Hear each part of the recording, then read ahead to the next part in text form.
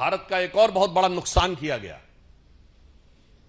वो क्या किया गया? आप सबने फिल्मों में डायलॉग सुना होगा। एक वो पुरानी फिल्म थी 1991 की शायद, जिसमें दिलीप कुमार और राजकुमार दोनों थे, जिसमें उनका हेलीकॉप्टर लैंड कर जाता है तो कहता लो बंदूक मार लो, तो कहता नहीं हम तुम्हें मारेंगे और जरूर मारेंगे, मगर तब जब बंदूक भी हमारी होगी, गोली भी हमारी होगी, इलाका भी हमारा होगा और वक्त भी हमारा होगा। ये डायलॉग सिर्फ फिल्मों में सुना होगा, परंतु ऐसा नहीं है। महमूद गजनी के साथ आए हुए इतिहासकार ने लिखा है कि एक हिंदू शाही डायनेस्टी थी, आप में तो अब किसी को नाम में नहीं पता होगा, उसकी राजधानी काबुल थी, जिसका नरेश धर्मपाल जब ये लूट के गया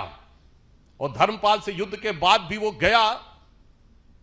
और आज के जो कजाकिस्तान की तरफ, और उसे पता चला कि तुर्क राजाओं ने महमूद गजनी को घेर लिया है, तो अलबरूनी ने लिखा है, अलबरूनी ने लिखा है, क्या लिखा? उसने कहा जब घेर लिया है तो वो धर्मपाल उसको कहता है कि मैं 2000 घुड़सवार, 10,000 सैनिक और 100 हाथियों के साथ तुम्हारी मदद करने को आने को तैयार हूं, मगर किस लिए? इसलिए नहीं कि मैं तुम्हें बचाना चाहता हूं, इसलिए कि तुम्हें मारने का संकल्प मैंने लिया था, तो मैं अपने अलावा किसी और को तुम्हें पराजित करते हुए और तुम्हें मारते हुए नहीं देखना चाहता। ये वो चीज थी जिसने भारत को बचा के रखा, ना कि एक गाल के बदले दूसरा गाल आगे कर देने के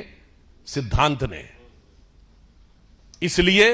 इसी के लिए श्रद्धेय अटल बिहारी वाजपेयी जी ने पूछा था, आज सोमनाथ जो दिखाई पड़ रहा है, माननीय प्रधानमंत्री जी ने जिन भाव की अभिव्यक्ति की है, वो दर्शाता है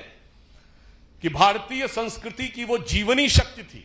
वो संघर्ष शक्ति थी, जिसने दुनिया के सबसे बर्बर आक्रमणों को भी झेल कर अपने को बचा के रखा, जिसके लिए अटल जी ने लिखा था कि दुनिया का इतिहास पूछता रोम कहां, यूनान कहां है,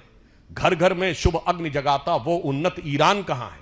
दीप बुझे पश्चिमी जगत के छाया जब बर्बर अंधियारा, तभी चीर कर तम की छाती चमका हिंदुस्तान हमारा। और जो चमक थी